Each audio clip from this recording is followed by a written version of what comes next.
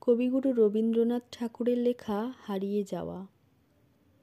ছোট্ট আমার মেয়ে সঙ্গিনীদের ডাক শুনতে পেয়ে সিঁড়ি দিয়ে নিচে তলায় যাচ্ছিল সে নেমে, অন্ধকারে ভয়ে ভয়ে থেমে থেমে।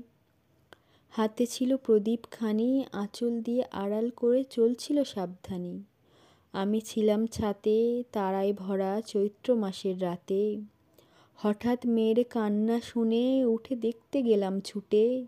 সিঁড়ির মধ্যে যেতে যেতে প্রদীপটা তার নিভে গেছে বাতাসেতে। শুধাই তারে, কি হয়েছে বামি? সে কেঁদে কয়ে, নিচে থেকে হারিয়ে গেছি আমি।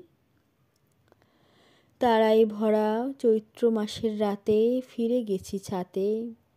মনে হলো আকাশ পানে চেয়ে আমার বামির মতোই যেন অমনিকে এক মেয়ে, নীলাম্বরের আঁচলখানি ঘিরে দীপশিখাটি বাঁচিয়ে একা চলছে ধীরে ধীরে।